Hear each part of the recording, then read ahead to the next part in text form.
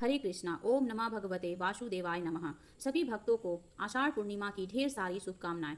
आषाढ़ पूर्णिमा को गुरु पूर्णिमा भी कहा जाता है। आषाढ़ पूर्णिमा की तिथि 10 जुलाई को रात 1:36 में शुरू होगी और 11 जुलाई को रात 2:06 में समाप्त होगी। उदया तिथि के अनुसार आषाढ़ पूर्णिमा 10 जुलाई को मनाया जाएगा। इस दिन गुरुओं के प्रति सम्मान और आभार व्यक्त किया जाता है और इसे वेद व्यास जी के जन्मदिन के रूप में मनाया जाता है। पूर्णिमा की कथा द्वापर युग में एक समय की बात है कि यशोदा जी ने कृष्ण जी से कहा कि हे कृष्ण, तुम सारे संसार के उत्पन्न करता, पोषण तथा उसके सहाय करता हो। आज कोई ऐसा व्रत मुझसे कहो जिसके करने से मृत्यु लोक में यह व्रत सभी मनुष्यों की मनोकामनाएं पूर्ण करने वाला हो। श्री कृष्ण कहने लगे कि हे माता, तुमने अति सुंदर प्रश्न किया है। मैं तुमसे ऐसे ही व्रत को सविस्तार कहता हूँ। सौभाग्य की प्राप्ति के लिए स्त्रियों को 32 पूर्णमासी का व्रत करना चाहिए। इस व्रत को करने से स्त्रियों को सौभाग्य देने वाला और भगवान शंकर के प्रति मनुष्य मात्र की भक्ति को बढ़ाने वाला है। यशोदा जी कहने लगी कि हे कृष्ण, सर्वप्रथम इस व्रत को मृत्यु लोक में किसने किया था,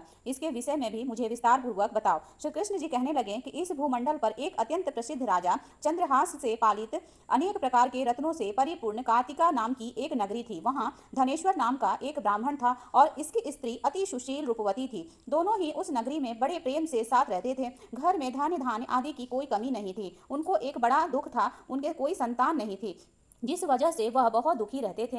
एक दिन एक बड़ा तपस्वी योगी उस नगरी में आया। वह योगी बाकी सभी घरों से भिक्षा मांगकर भोजन किया करते थे, लेकिन उस ब्राह्मण के घर में भिक्षा नहीं मांगा करते थे। एक दिन योगी गंगा किनारे भिक्षा मांगकर प्रेम पूर्वक खा रहे थे कि धनेश्वर ने योगी को यह सब करते देख लिया। अपनी भिक्षा अनादर से दुखी होकर धनेश्वर योगी से बोले, और सभी घरों से भिक्षा लेते हैं, परंतु मेरे घर से भिक्षा क्यों नहीं लेते? इस कारण क्या योगी कहने लगे कि आपके धर्म हमें इस बात की आज्ञा नहीं देती, क्योंकि अभी आप गृहस्थ जीवन में एक सुख से वंचित हैं। आपके घर संतान होने पर मैं आपके घर से भी भिक्षा स्वीकार कर लूंगा। उन्होंने कहा कि जिसे संतान नहीं है उसके घर से भिक्षा लेने से मेरे पतित हो जाने का भय है। धनेश्वर यह सब बात सुनकर बहुत दुखी हुए। हाथ जोड़कर योगी के पैरों पर गिर पड़े तथा दुखी मन से कहने लगे कि आप मुझे संतान प्राप्ति के उपाय बताएं।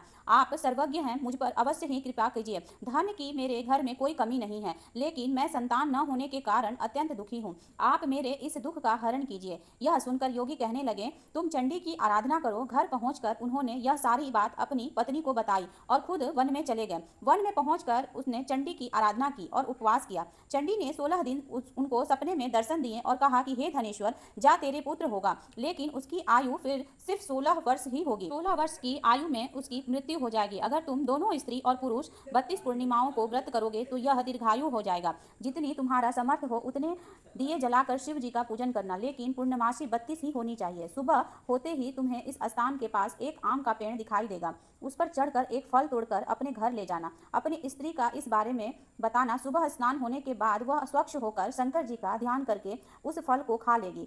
तब शंकर भगवान की कृपा से उसको गर्भ हो जाएगा। जब ब्राह्मण सुबह उठा तो उसे स्थान पर आम का पेड़ दिखाई दिया और वह उससे फल तोड़ने के लिए चढ़ा, लेकिन वह पेड़ पर चढ़ नहीं पा रहा था। यह देखकर उसे बड़ी चिंता हुई। ब्राह्मण भगवान गणेश की उपासना की और कहा कि हे दयानिधे, अपने भक्तों के विघ्नों का नाश करके उनके मंगल कार्य को करने वाले, दुष्ट का नाश करने वाले, रिद्धि सिद्धि देने वाले आप मुझे इतना बल दें कि मैं अपनी मनोकामनाएं पूरी कर सकूं।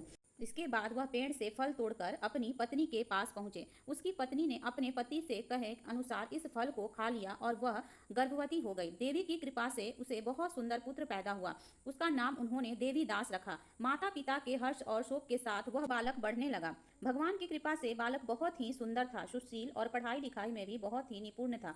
दुर्गा जी के कथानुसार उसकी माता से 32 पूर्णमासी का व्रत रखा। जैसे ही 16वां वर लगा तो पति पत्नी बहुत दुखी हुए, कहीं उनके पुत्र की मृत्यु ना हो जाए। उन्होंने सोचा कि अगर उनके सामने यह सब हुआ तो वह कैसा देख पाएंगे। तभी उन्होंने देवीदास के मामा को बुलाया और 1 वर्ष के लिए देवीदास को काशी में पढ़ने के लिए भेज दिया और कहा कि 1 वर्ष के बाद उसे वापस लेकर आ जाना। देवीदास अपने मामा के साथ एक घोड़े पर सवार होकर चल दिए।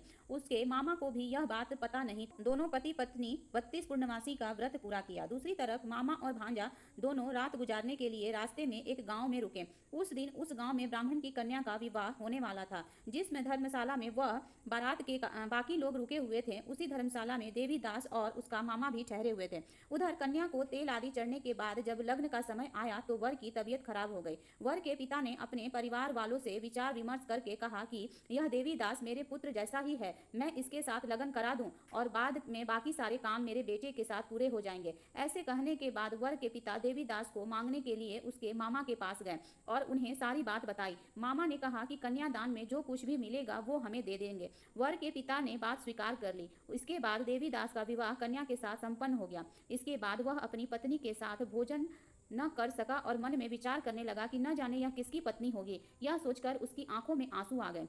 तब वधू ने पूछा कि क्या बात है, आप उदास क्यों हैं? तब उसने सारी बातें पत्नी को बता दी। तब कन्या कहने लगी कि यह ब्रह्म विवाद के विपरीत है, आप ही मेरे पति हैं, मैं आपकी ही पत्नी रहूंगी, किसी अन्य की कभी नहीं। तब देवीदास ने कहा, ऐसा मत करिए क्योंकि मेरी आयु बहुत कम है, मेरे बाद आपका क्या होगा? लेकिन उसकी पत्नी नहीं मानी और बोली, स्वामी आप भोजन कीजिए। दोनों रात में सोने के लिए चले गए। सुबह देवीदास ने पत्नी को 4 नगों से जड़ी एक अंगूठी दी और एक रुमाल दिया और बोला कि हे प्रिय, इसे ले लो और संकेत समझकर स्थिर चित्त हो जाओ। मेरे मरण और जीवन जानने के लिए एक पुष्प वाटिका बना लो, उसमें सुगंधी वाले एक नव मलिका लगा लो, उसको प्रतिदिन जल से सींचा करना और आनंद के साथ खेलो कूदो। जिस समय और दिन मेरा प्रणांत होगा उस दिन यह फूल सूख जाएंगे। जब यह फिर से हरे भरे हो जाएं तो जान लेना मैं जीवित हूँ। यह समझा कर वह वहां से चला गया। इसके बाद जब वर और बाकी बाराती मंडप में आए तो कन्या ने उसे देखकर कहा कि ये मेरा पति नहीं है, मेरे पति वह हैं जिनके साथ रात में विवाह हुआ था, इसके साथ मेरा विवाह नहीं हुआ। अगर यह वही हैं तो यह बताएं कि मैंने इनको क्या दिया था, साथ ही कन्यादान के समय जो आभूषण मिले उन्हें दिखाएं। कन्या की ये सारी बातें सुनकर वह कहने लगा कि मैं यह सब नहीं जानता। इसके बाद सारी बारात भी अपमानित होकर लौट गई। भगवान कृष्ण बोले कि हे माता, इस प्रकार देवीदास काशी चला गया। उस समय जब बीत गया तो एक सर्प उसको डसने के लिए वहां आया, लेकिन वह उसको काट नहीं पाया क्योंकि उसकी माता ने पहले ही 32 पूर्णिमा का व्रत कर लिया था। इसके बाद खुद काल वहां पहुंचा। भगवान की कृपा से तभी वहां माता पार्वती और भगवान गणेश आ गए। देवीदास को मूर्छित दशा में देखकर माता पार्वती ने भगवान शिव से प्रार्थना की कि महाराज, इस बालक की माता ने पहले ही 32 पूर्णिमा के व्रत कर लिए हैं, आप इसको प्राण दे। भगवान शिव ने माता पार्वती के कहने पर उसे प्राण दान दे दिया। उधर उसकी पत्नी उसके काल की प्रतीक्षा कर रही थी। उसकी पत्नी ने जाकर देखा कि पुष्प और पत्र दोनों ही नहीं है तो उसको बहुत आश्चर्य हुआ और जब उसने देखा कि पुष्प वाटिका फिर से हरी हो गई है तो वह समझ गई कि उसका पति जिंदा हो गया है। इसके बाद वह बहुत ही प्रसन्न होकर अपने पिता से कहने लगे कि मेरे पति जीवित हैं, उनको ढूंढिए। जब 16वां वर्ष व्यतीत हो गया तो देवीदास भी अपने मामा के साथ काशी चल दिए। इधर उसकी पत्नी के परिवार वाले उन्हें ढूंढने के लिए जा ही रहे थे कि उन्होंने देखा कि देवीदास और उसका मामा उधर ही आ रहे थे। उसको देखकर उसके ससुर बहुत प्रसन्न हुए और उसे अपने घर ले आए। वहाँ सारा नगर इकट्ठा हो गया और कन्या ने भी उसे पहचान लिया। देवीदास ने इसके बाद अपनी पत्नी और मामा को लेकर वहाँ से चल दिया। उसके ससुर ने भी उसे बहुत धन दहेज दिया। जब वह अपने घर की तरफ चल रहा था तो उसके माता पिता को लोगों ने खबर दी, तुम्हारा पुत्र देवीदास अपनी पत्नी और मामा के साथ आ रहा है। ऐसा समाचार सुनकर पहले तो उन्हें विश्वास नहीं हुआ, लेकिन जब देवीदास आया और उसने अपने माता पिता के पैर छुए तो देवीदास के माता पिता ने उनका माथा चूमा और दोनों को अपने सीने से लगा लिया। दोनों के आने की खुशी में धनेश्वर ने बहुत दान दक्षिणा ब्राह्मणों को दी। श्री कृष्ण जी कहने लगे कि इस तरह धनेश्वर को 32 पूर्णिमा को व्रत के प्रभाव से संतान प्राप्त हुई। जो स्त्रियां इस व्रत को करती हैं वह जन्म जन्मांतर तक वैधव का दुख नहीं भोगती और सदैव सौभाग्यवती रहती हैं। यह मेरा वचन है। यह व्रत संतान देने वाला और सभी मनोकामनाएं को पूर्ण करने वाला है। प्रेम से बोलो वृंदावन बिहारी लाल की जय। राधे राधे।